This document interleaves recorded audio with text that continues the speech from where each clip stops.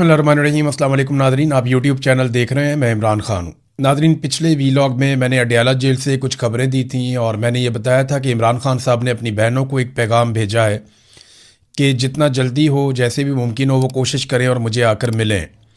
ये इमरान खान साहब कोशिश कर रहे हैं क्योंकि उनका कोई पैगाम बाहर नहीं पहुँच रहा और वो किसी और पे भरोसा भी नहीं कर सकते। इमरान खान साहब को अपनी बहनों पे भरोसा है और बहुत सारी जगहों से वो धोखा भी खा चुके हैं। बुशरा बीबी की सूरत हाल भी मैंने आपको बताई थी। अब मुझे बहुत सारे लोगों ने रब्ता किया, जनाब कि ये खबर आपको कैसे मिली। तो मेरी आप सबसे गुजारिश ये है कि सोर्स मैं आपको नहीं बता रहा, लेकिन ये खबर 100% ठीक है और जो बुशरा बीबी की हालत मैंने आपको बताई है वो उससे भी बहुत बदतरीन है जो मैंने आपके सामने रखी। हाँ, इमरान खान साहब फिज़िकली बहुत फिट हैं और वो अपनी वर्जिश भी करते हैं। उन्होंने अपने आप को किसी ना किसी तरह मजबूत रखा हुआ और वो ज़हनी तौर पे इमरान खान साहब ने अपने आप को आमादा किया है कि उन्हें लंबा अरसा भी अगर जेल में रहना पड़ा तो वो रहेंगे। उन्होंने अपने आप को जेल में खासा मजबूत रखा हुआ है, लेकिन उनकी आंख का मसला बहुत सीरियस है और उसकी वजह से इमरान खान साहब परेशान भी हैं। अब जो इमरान खान साहब और उनकी अहलिया चाहते हैं, वो ये नहीं चाहते कि उनको जेल से बाहर निकाल दिया जाए। उन्होंने ऐसा कोई मुतालबा या कोई ऐसी बात भी नहीं की। वो सिंपल एक बात करते हैं कि जो इंसानी हुकूक है या जो कैदियों को हुकूक मिलते हैं जेल में, वो हकूक सिर्फ हमें दे दिए जाएं और कुछ नहीं चाहिए। अब वो इस बात को जानते हैं कि वो इतनी जल्दी छूट कर बाहर आने वाले नहीं हैं, क्योंकि इमरान खान साहब को उसके लिए एक डील करनी पड़ेगी और किसी भी जिल्लत अमेज डील के लिए वो तैयार नहीं है। हाँ, वो कुछ फेस सेविंग दे सकते हैं और पाकिस्तान की खातिर आगे बढ़ सकते हैं, लेकिन दूसरी जानिब जो है वो आसिम मुनीर है और आसिम मुनीर के अंदर जो खौफ है वो आपको दिखाई दिया उस वक्त जब आसिम मुनीर साहब ने इस्तिस्ना ले लिया कि ताहयात मेरे पास इस्तिस्ना है और मेरे ऊपर कभी भी कोई कानूनी कार्रवाई नहीं हो पाएगी। अब एक नई ऑफर दी गई पाकिस्तान तहरीक इंसाफ को, ये ऑफ द रिकॉर्ड भी दी गई। फैसल वाडा ने ऑन द रिकॉर्ड भी आकर कह दिया कि आप खैबर पख्तूनख्वा का बजट पास करवा दें, हम आपकी इमरान खान से मुलाकात करवा देंगे। खैबर पख्तूनख्वा का बजट पास करवाना ये कोई इतनी बड़ी बात नहीं है एस्टेब्लिशमेंट के लिए, वो डंडे मार मार के भी करवा सकती है। इससे पहले उन्होंने चीज़ें करवाई भी हैं और उन्हें अपने सामने कोई बहुत बड़ी मुज़ामत नज़र भी नहीं आ रही। खैबर पख्तूनख्वा से जैसे माजी में उन्हें मुज़ामत का सामना करना पड़ा, इस वक्त उस तरह की अवामी मुज़ामत उनके सामने नहीं है। अवामी लेवल के ऊपर उनके सामने चीज़ें उस तरह नहीं है जिस तरह माजी में हुआ करती थी, या जो चांस था सुहेल अफरीदी के पास, वो अनफॉर्चुनेटली सुहेल अफरीदी साहब की तरफ से मैं कह रहा हूँ कि अनफॉर्चुनेटली जो मौका उनके पास था उन्होंने उससे फ़ायदा अभी तक तो नहीं उठाया। और अब वो उठा पाएंगे या नहीं इसके बारे में कुछ कहा नहीं जा सकता, क्योंकि लोगों में काफ़ी मायूसी फैली है। अलीमा खानम ने एक बयान दिया खैबर पख्तूनख्वा की हुकूमत से उनकी जब मुलाकात हुई तो उसके बाद उन्होंने एक स्टेटमेंट जारी किया। अलीमा खानम ने कहा कि गुज़िश्ता रोज़ हमारी फैमिली ने इस्लामाबाद हाई कोर्ट में खैबर पख्तूनख्वा के वज़रा से मुलाकात की। इस मुलाकात में इमरान खान के तमाम कानूनी और जायज़ जेल हकूक़ की बहाली के लिए आवाज़ उठाने वाले इक़दाम पर तफसीली तबादला ख्याल हमने किया। मुलाकात के दौरान वज़रा ने दर्ज झेल पेशरफ से आगाह किया, यानी खैबर पख्तूनख्वा की हुकूमत ने इमरान खान साहब की फैमिली को बताया कि वो क्या कुछ कर रहे हैं। नंबर एक, उन्होंने कहा कोई इजाफी या सरप्लस बजट नहीं होगा, क्योंकि इमरान खान ने हमेशा हदायत दी है कि तमाम दस्तयाब वसाइल खैबर पख्तूनख्वा के अवाम की तरक्की, फलाह बहबूद और खुशहाली पर खर्च किए जाएँ। अब ये तो आदाद शुमार बताएंगे इस दावे के बारे में। नंबर दो, उन्होंने कहा जी खैबर पख्तूनख्वा हुकूमत ने वफाकी हुकूमत की जानिब से तलब करदा 175 अरब रुपए की मुंतकली के लिए किसी भी मुआहदे पर उस वक्त तक दस्तखत नहीं करने का फैसला किया है जब तक दर्ज झेल मुतालबात हमारे मंजूर नहीं हो जाते। यानी उन्होंने कहा जी 175 अरब रुपए अगर आपको चाहिए हमसे, खैबर पख्तूनख्वा की हुकूमत ने कहा, तो फिर आपको हमारी कुछ शराइत माननी पड़ेंगी। अब ये शराइत है, ये आप सुन लें। नंबर एक, खैबर पख्तूनख्वा को जमशुदा अजला, यानी जो साबिक फाटा होता था अभी खैबर पख्तूनख्वा का हिस्सा है, उसके लिए माली साल का मुकम्मल हिस्सा फराहम किया जाए जो तकरीबन 300 अरब रुपए बनता है। यानी 175 अरब आप उन्हें देंगे, वो 300 अरब आपको देंगे। शाबाश। और वो कह रहे हैं जी 300 अरब बनता है। ये फंड जमशुदा अजला की मुआशी तरक्की, इस्तेहकाम और खुशहाली के लिए नागुज़ीर है। वो एक एक रुपए के लिए तरस रहे हैं, तड़प रहे हैं। वो इधर से मांगते हैं, उधर से मांगते हैं, वो हर एक के आगे हाथ फैला रहे हैं, कर्जे इकट्ठे कर करके वो दिवालिया हो गए हैं। और अभी भी आप उन्हें कहते हैं कि वो 300 अरब आपको दें और आपसे 175 अरब सिर्फ ले लें। दूसरा, उन्होंने कहा जी इमरान खान के तमाम कानूनी और जायज़ हकूक मुकम्मल तौर पे बहाल किए जाएं और जब तक नहीं होते किसी मुआहदे पर दस्तखत नहीं होगा। फिर इमरान खान को फौरी तौर पे शिफा इंटरनेशनल अस्पताल में मुंतकिल किया जाए, माहिर डॉक्टरों की निगरानी में तिब्बी मुआयना हो और उनका तशखीस हो, फिर उनका इलाज हो। फिर इमरान खान की गुज़िश्ता 8 माह से जारी गैर कानूनी तन्हाई और अमली तौर पे जो उनको एक कैद तन्हाई में डाला हुआ है उसका फौरी तौर पे खात्मा किया जाए। 6 अहले खाना, 6 वकला और 6 दोस्तों के साथ हर हफ्ते उनकी मुलाकात करवाई जाए। उनके बेटों के साथ हफ्तावार टेलीफोनिक राब्ते का हक फौरी तौर पे बहाल किया जाए। किताबों, अखबारात और दीगर मुताले के मवाद तक उनकी रसाई को यकीनी बनाया जाए। और ये कोई मुराद नहीं है, ये कानूनी और इंसानी हकूक़ हैं जो हर कैदी को मुयस्सर हैं, तो इमरान खान साहब को भी ये हकूक़ मिलने चाहिए। ये जनाब पाकिस्तान तहरीक इंसाफ ने चीज़ें सामने रख दी हैं। अब बजट तो पास करवा रही है खैबर पख्तूनख्वा की हुकूमत। बजट की मैं बात कर रहा था, इधर बजट का इजलास कौमी असम्बली में भी चल रहा है। उधर शहबाज शरीफ साहब ने ज़मीन आसमान के कलाबे में ला दिए फील्ड मार्शल आसिम मुनीर की तारीफों में। शहबाज शरीफ साहब को ना, क्योंकि वो इक़्तिदार में बैठे हुए हैं, उनको इस बात का आइडिया ही नहीं है कि ये सारे जुमले और जितनी उन्होंने अपनी ज़बान से बूट पॉलिश की है अल्फाज की सूरत में, ये उनके ऊपर वापस बरसेगी और उनके ख़ानदान की सियासत के ऊपर बरसेगी। ये सोशल मीडिया का दौर है, एक एक चीज़ रिकॉर्ड हो गई है। ऐसा नहीं है कि आप पीटीवी का रिकॉर्ड ख़त्म कर देंगे तो आपको भुट्टो की तकरीरें गायब हो जाएंगी या कुछ आपको मिलेगा नहीं। ये सारा कुछ यहाँ पे रिकॉर्ड में मौजूद रहेगा। आपको इसका सामना करना पड़ेगा शहबाज शरीफ साहब। ये जितने आपने गड़े खोद दिए हैं ना अपने आने वाली नस्लों के लिए, जब जब पाकिस्तान में फ्री एंड फेयर इलेक्शन होगा, लोग आपको फौज के टाउट के तौर पे देखेंगे और लोग आपसे नफरत करेंगे, क्योंकि पाकिस्तानी हमेशा एंटी एस्टेब्लिशमेंट मौक़िफ़ अपनाएंगे। ये तो अब हो चुका है, आप जो मर्जी कर लें। उधर उल्टे सीधे शेर भी पढ़ दिए शहबाज शरीफ साहब ने, टका के जूते पॉलिश किए। ये चीज़ें इनके सामने आएंगी, इनको आइडिया नहीं, और जो असल काम है करने वाला वो ये करते नहीं है, और जो काम इनके करने वाला नहीं है वहां पे ये आगे बढ़ बढ़ के चौधरी बनते हैं। अभी अमेरिका ने और ईरान ने दोनों ने इनको फारिग करवा दिया। ये जाते स्विट्जरलैंड के, जनाब हम बड़े चौधरी बनने जा रहे हैं, हम करेंगे जनाब मेज़बानी। उन्होंने कहा तुम कौन होते हो मेज़बानी करने वाले? उन्होंने आपस में खुद ही मुआहदा करके इनको फारिग कर दिया, एक पेपर भेज दिया, इस पर साइन कर लेना। तो शहबाज शरीफ साहब उस पर साइन करके ना मुस्कुराती हुई तस्वीर लगा दी। और भाई उधर जंग हुई है, उधर बड़े बुरे हालात हैं, डोनाल्ड ट्रंप भी परेशान है, ईरान भी परेशान है, और ये बीच में भगड़े डाल रहे हैं कि जनाब हमने बहुत बड़ी कार्रवाई डाल दी है, हमने जंगे अजीम रुकवा दी है। देखें, आपकी एफर्ट बड़ी अच्छी थी, आपने कोशिश बड़ी अच्छी की, लेकिन आपने पाकिस्तान में क्या किया? आपको अगर पाकिस्तानी अप्रिशिएट करेंगे तो इस बात पे नहीं करेंगे कि आप फलाने मुल्क के अंदर आपकी कितनी इज्जत है, या फलाने मुल्क के अंदर आपकी कितनी जायदाद है, या फलाना मुल्क आपकी कितनी बात सुनता। नहीं, पाकिस्तानी आपकी इस बात पे इज्जत करेंगे कि आप पाकिस्तानियों की कितनी इज्जत करते हैं।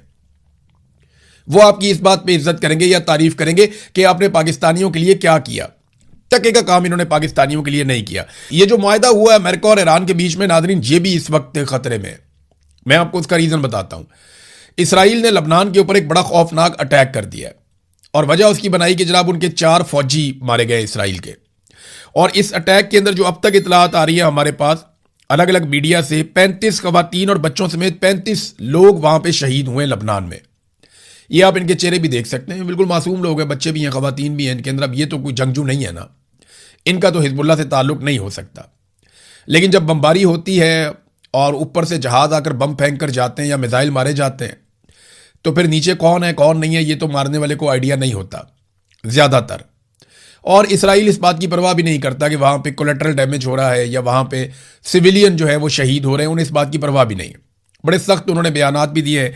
ये 35 लोग शहीद हो गए, 60 लोग वहाँ पे जख्मी हो गए। अब ईरान जो है वो शदीद गुस्से में। कुछ इतलात के मुताबिक ईरान ने वहाँ पे आबने हुर्मस की एक मरतबा फिर बंदिश भी की है, और अमेरिका को बड़ा सख्त पैगाम भी भिजवाया कि जनाब ये देखें, इसराइल जो है वो मुआहदे की खिलाफ वर्जी कर रहा है। हमारे मुआहदे का ये हिस्सा था कि इसराइल लबनान के ऊपर हमला नहीं करेगा, लेकिन बड़ा खौफनाक हमला लबनान के ऊपर किया गया। 35 लोग बच्चों और खवातीन समेत मार दिए गए। अब ईरानी फौज तैयारी कर रही है इसराइल पे हमले के लिए, लेकिन क्या अमेरिका दोबारा से लड़ेगा? इसका जवाब ना मैं आपको देता हूं। एक डॉक्यूमेंट छपा है, बाकायदा एक खबर है वॉल स्ट्रीट जर्नल की अमेरिका में। इस खबर के मुताबिक पेंटागन ने अमेरिकी पार्लियामान से मजीद पैसे मांगे, और पैसे उन्होंने मांगे हैं कि उनको जो खसारा हुआ ईरान जंग की मद में, उसको पूरा करने के लिए उन्हें यह पैसा चाहिए।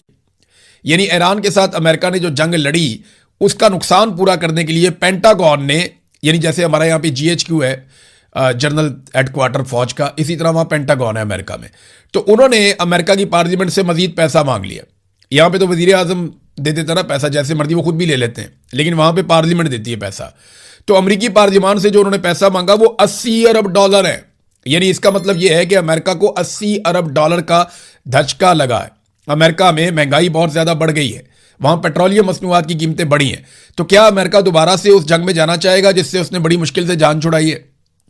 तो मुझे ऐसा लगता है कि अगर इसराइल अपनी रविश से बाज ना आया और इसराइल और ईरान के बीच में ताल्लुकात खराब होते चले गए, तो एक वक्त आएगा कि डोनाल्ड ट्रंप को पीछे हटना पड़ेगा। और ये अब इसराइली अखबारात भी लिख रहे हैं। इसराइली अखबारात के अंदर मैंने 2-3 जगह पे मुख्तलिफ अखबारात में ये तबसरे पढ़े हैं कि इसराइल को अब ईरान के साथ तनहा लड़ना पड़ेगा, क्योंकि डोनाल्ड ट्रंप जो है उसकी हमायत इसराइल इस जंग की हद तक खो चुका है और डोनाल्ड ट्रंप अब खुलकर इस लड़ाई को लड़ने के लिए दोबारा नहीं आएगा। जितना नुकसान उसने उठा लिया वो बहुत दूर से आता है लड़ने के लिए, तो बार बार तो नहीं आएगा वो लड़ने के लिए। तो ये एक सिचुएशन है कि अगर तो इस मुआहदे ने बचना है तो अमेरिका को अब इसराइल से अपने आप को दूर करना पड़ेगा, डिस्टेंस करना पड़ेगा कि ये मुआहदा बचा रहे और ईरान और अमेरिका और जो पूरा खित्ता है वो अमन के साथ रहे। लेकिन इसराइल जो करेगा लबनान के साथ, उसके जवाब में ईरान जो करेगा इसराइल के साथ, वो एक चैप्टर ही पूरा अलग हो जाना चाहिए। देखते हैं क्या होगा, जो भी होगा हम आपके साथ इसको शेयर कर देंगे। तो नाजरीन, जहां पे इन्होंने काम करना चाहिए पाकिस्तान की हुकूमत वहां पे काम कर नहीं रही। जरा आप ये देखें ना, तालीम और सेहत के शोबे में पाकिस्तानियों के साथ पाकिस्तान की सरकार ने क्या किया, ये देखें। मैं आपके सामने 2 खबरें रखता हूं, ये दोनों के अंदर डाटा है। नंबर 1 तो आप ये देखें कि पाकिस्तान में जो तालीम के लिए बजट है फी कस, यानी एक आदमी की तालीम के ऊपर पाकिस्तान कितना पैसा खर्च करता है, उसका मवाजना कर लेते हैं खित्ते के तमाम ममालिक के साथ, यानी चाइना के साथ, भारत के साथ, श्रीलंका के साथ, बांग्लादेश के साथ, नेपाल, भूटान, सबके साथ हम कर लेते हैं मवाजना कि कौन कितना पैसा खर्च कर रहा है अपने लोगों की तालीम पर। चीन जो है वो अपने एक शख्स की तालीम के ऊपर $425 खर्च कर रहा है। $425 अच्छी खासी रकम है, यानी अगर आप पाकिस्तानी पैसों में देखें तो ये $1.25 लाख से ऊपर बनता है, $1.25 के आसपास। तो चीन अपने हर शहरी के ऊपर $425 खर्च कर रहा है। भूटान जो है वो $251 खर्च कर रहा है। भारत $114 खर्च कर रहा है, अच्छी खासी रकम है ये भी। पाकिस्तानी को ₹40,000 बनता है ऑलमोस्ट। तो ये भारत इतना पैसा खर्च कर रहा है अपने एक शहरी की तालीम के ऊपर। श्रीलंका जो है वो $78 खर्च कर रहा है, बांग्लादेश $56 खर्च कर रहा है, नेपाल $55 खर्च कर रहा है, और सबसे कम पैसा जो खर्च कर रहा है अपने शहरियों की तालीम के ऊपर वो पाकिस्तान है इस पूरे रीजन में, वो है $32। अंदाजा कीजिए कि चीन खर्च कर रहा है $425, इंडिया कितना खर्च कर रहा है $114, और पाकिस्तान कितना खर्च कर रहा है $32। पाकिस्तान के बाद नेपाल है, वो भी $55 फी कस खर्च कर रहा है, या फी बंदा तालीम के ऊपर वो $55 खर्च कर रहा है, और पाकिस्तान कितने $32। जब तालीम के ऊपर आपकी तवज्जो ही नहीं है तो आपने कौम क्या खाक बनानी है? जब तक आप नौजवानों को तालीम नहीं देंगे, और सबसे अच्छी रेशो नौजवानों की पाकिस्तान के अंदर है। पाकिस्तान में 65% आबादी नौजवानों की है जिनसे फायदा उठाया जा सकता था। बहुत बड़ी तादाद में नौजवान है, लेकिन तालीम के ऊपर पाकिस्तान सबसे कम पैसा खर्च कर रहा है। आ जाए जरा हेल्थ के ऊपर कि हेल्थ पे पाकिस्तान कितना पैसा खर्च कर रहा है। चीन जो है वो अपने हर शहरी की हेल्थ के ऊपर $763 खर्च कर रहा है। $763 हर शहरी की सेहत के ऊपर खर्च कर रहा है। भूटान जो है वो $162 खर्च कर रहा है, श्रीलंका 134, भारत $85, नेपाल $84, अफगानिस्तान $59, बांग्लादेश $53 और पाकिस्तान $30। पूरे खित्ते में पाकिस्तान सेहत के शोबे के अंदर अपने शहरियों पे सबसे कम पैसा खर्च कर रहा है। हाँ, दिफा के अंदर घुसाई जाओ पैसा, अपनी अयाशियों के अंदर घुसाई जाओ पैसा, बड़े बड़े ताकतवर अमीर लोगों को जो है वो देते जाओ सहूलतें और टैक्स की छूट, लेकिन आम आदमी को कुछ ना देना। तालीम पे भी हम सबसे कम पैसा खर्च कर रहे हैं पूरे खित्ते के अंदर, और हेल्थ के ऊपर भी हम सबसे कम पैसा खर्च कर रहे हैं पूरे खित्ते के अंदर। अफगानिस्तान हमसे बेहतर है, भारत तो बहुत ही बेहतर है। अब नाजरीन, एक और चीज मैं आपको बताता हूं, इनकी आप हरकतें देखें कि जहां पे पैसा नहीं देना वहां ये पैसा कैसे फेंकते हैं। आप ये देखें कि पीआईए, अभी इन्होंने कुछ अर्सा पहले पीआईए को बेचा, 10 अरब में उठा के इन्होंने पीआईए बेच दी। एक तो जितने की वो पीआईए थी उससे 10% कीमत में इन्होंने पीआईए उठा के बेच दी, आधे से आधे पैसों में इन्होंने पीआईए बेच दी। कितना मुनाफा दे दिया इन्होंने बड़े बड़े ताकतवर लोगों को। जितने का सिर्फ वहां पे स्पेयर पार्ट पड़ा हुआ था पीआईए का, उतने में उठा के सारी पीआईए बेच दी। जितने में पीआईए की 2 बिल्डिंगें जो हैं उनका पैसा उससे ज्यादा था, उतने में उठा के पूरी की पूरी एयरलाइन बेच दी। जितने की एयरलाइन बेची इससे बहुत ज्यादा पैसा खर्च करके भी आप वो गुडविल नहीं ले सकते, वो रूट नहीं ले सकते जो पीआईए के पास थे। एक तो ओने पोने इन्होंने पीआईए बेच दी फौजी फाउंडेशन को, आरिफ हबीब ग्रुप को, फातिमा फर्टिलाइजर कंपनी को और लेक सिटी को, एकेडी ग्रुप को और सिटी स्कूल को। ये सारे के सारे मिलिट्री एस्टेब्लिशमेंट के चमचे खर्चे हैं। और एक तो बीच में उनका अपना इदारा भी है फौजी फर्टिलाइजर कंपनी। तो एक तो पीआईए उठाकर उनको बेच दी और इतनी सस्ती बेच दी, और उसके बाद उन्हें 15 साल तक के लिए टैक्स में छूट दे दी कि जनाब 15 साल तक इनसे कोई टैक्स नहीं लिया जाएगा। अब आप अंदाजा करें, ये राणा मुदस्सर अली साहब की रिपोर्ट है।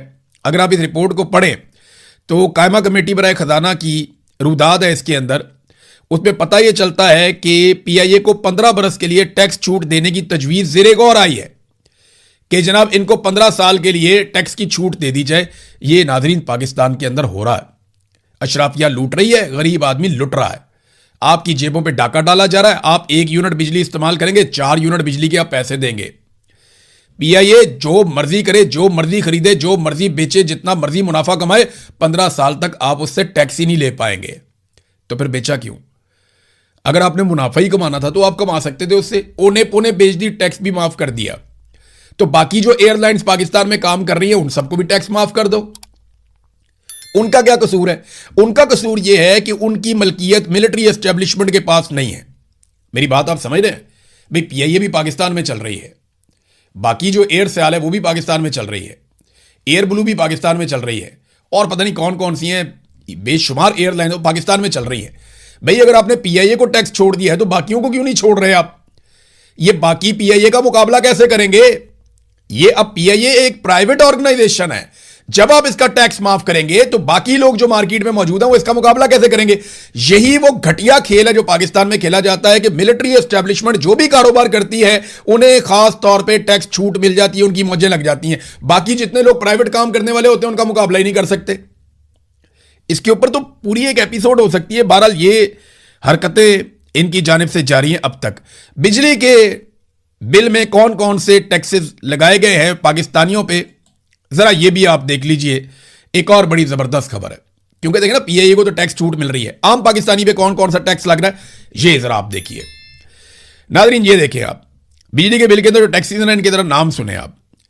महसूल बिजली, बिजली की कीमत, general sale tax, income tax, फाजिल टैक्स, मजीद tax, RS tax, fuel price adjustment पर general sale tax, fuel price adjustment पर मजीद टैक्स, फ्यूल प्राइस एडजस्टमेंट पर फाजिल टैक्स, फ्यूल प्राइस एडजस्टमेंट पर income tax, fuel price adjustment पर इजाफी टैक्स, फ्यूल प्राइस एडजस्टमेंट पर excise duty, fuel price adjustment पर आरएस टैक्स, और इसके अलावा लेवियां अलग। ये नाज़रीन पाकिस्तानी टैक्सेस दे रहे हैं बिजली के एक बिल के ऊपर, और उधर पीआईए खरीदने वाले अरबों खरबोपति लोगों को टैक्स माफ किया जा रहा है। ये नाज़रीन सूरत हाल है। नाज़रीन अफगानिस्तान ने पाकिस्तान के ऊपर ड्रोन हमले किए हैं।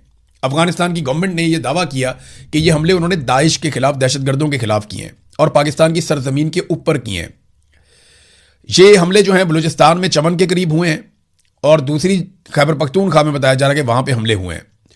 अफगानिस्तान का कहना है कि उन्होंने दहशतगर्दों पर अटैक किया, जबकि पाकिस्तानी फोर्सेज का कहना है कि उन्होंने हमले नाकाम बनाए हैं और अफगानिस्तान ने हमारी सरहदों की खिलाफ वर्जी की है।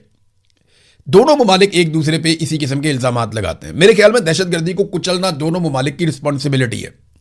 अपने अपने शहरियों को दहशतगर्दी से बचाना दोनों ममालिक की जिम्मेदारी है। तो इसके लिए दोनों को कोऑर्डिनेशन के साथ काम करना चाहिए, और वही फार्मूला जो इमरान खान ने कहा कि पाकिस्तान, अफगानिस्तान और मकामी कबाइल मिलकर एक एतमाद साजी पैदा करें और दहशतगर्दी को जड़ से उखाड़ कर फेंक दें। यह है असल तरीका, वरना पाकिस्तान अफगानिस्तान के अंदर अटैक करता रहेगा, अफगानिस्तान पाकिस्तान के अंदर अटैक करता रहेगा। और यह नई चीज है कि अब अफगानिस्तान के पास खुदकुश ड्रोन मौजूद हैं। ये उसी तरह जिस तरह ईरान के पास शायद ड्रोन है, अब आहिस्ता आहिस्ता वो इसकी कैपेसिटी को बढ़ाते जाएंगे। वो मुआहदे भी कर रहे हैं मुख्तलिफ मुल्कों के साथ। तो ये इतना आसान नहीं रहेगा। पाकिस्तान को और अफगानिस्तान को मिलकर बैठ कर चीजों को तय कर लेना चाहिए। अवामी ज्वाइंट एक्शन कमेटी नाज़रीन कश्मीर में लगातार एहतजाज कर रही है। रोजाना की बुनियाद पे वहां क्रैकडाउन होता है, पाकिस्तान का मीडिया रिपोर्ट नहीं करता, लोग शहीद भी हो जाते हैं, लोग जख्मी भी हो जाते हैं, लेकिन उसके बाद ज्यादा बड़ी तादाद में निकल कर आकर बैठ जाते हैं। खवातीन तारीख में पहली मर्तबा कश्मीर में बाहर निकली और बाहर निकलकर उन्होंने भी मर्दों के शाना बशाना एहतजाज किया, यह साबित करने के लिए कि यह कोई शरपसंद नहीं है, बल्कि यह अवाम है कश्मीर की जो अपने हुकूक के लिए डट कर खड़ी है। पूरी दुनिया में शोर मच रहा है, खासतौर पर बरतानिया में बहुत बड़े बड़े एहतजाज हुए कश्मीरियों की जानिब से। अब नादरीन, ज्वाइंट अवामी एक्शन कमेटी ने सरदार उमर नज़ीर कश्मीरी का एक स्टेटमेंट जो है वो यहां पे नकल किया सोशल मीडिया पे। पूरे आज़ाद कश्मीर में रजाकाराना शटर डाउन, पहिया जाम हड़ताल जारी है। एहतजाजी धरनों में लाखों की तादाद में अवाम मौजूद हैं। हुक्मरान इस तहरीक को कुचलने के लिए हर हरबा इस्तेमाल कर रहे हैं, लेकिन अब तारीख एक नए मोड़ पर खड़ी है। हर शख्स जो इस रियासत और अवाम की बेहतरी चाहता है, जो इस जुल्म जबर फस्तायत का खात्मा चाहता है, वो इन धरनों का हिस्सा बने। हमने पुरअमन रहकर हुक्मरानों की हर चाल को नाकाम बनाना है। ओवरसीज कश्मीरियों ने इस तहरीक में जानदार किरदार अदा किया और कर रहे हैं। ये लड़ाई अपने जायज तस्लीम शुदा मुतालबात पर अमल दरामद की लड़ाई है, जिसके लिए हर मकतबा फिक्र से ताल्लुक रखने वाला हर फर्द अपना किरदार निभा रहा है। ओवरसीज भाइयों से अपील है कि जद्दोजहद को तेज करें। पाकिस्तानी सफारतखानों, UN और इंसानी हकूकी तंजीमों के दफातर के बाहर धरनों को मजबूत करें। यह सरदार उमर नज़ीर कश्मीरी का स्टेटमेंट है। नाज़रीन, डोनाल्ड ट्रंप और इटली की वजीर आजम के बीच में झड़प हो गई और तल्ख जुमलों का तबादला भी हो गया स्टेटमेंट्स का। वो अगले वीलॉग में आपको बताता हूं। अब तक के लिए इतना ही। अपना ख्याल रखिएगा, अपने चैनल का भी। अल्लाह हाफ़िज़।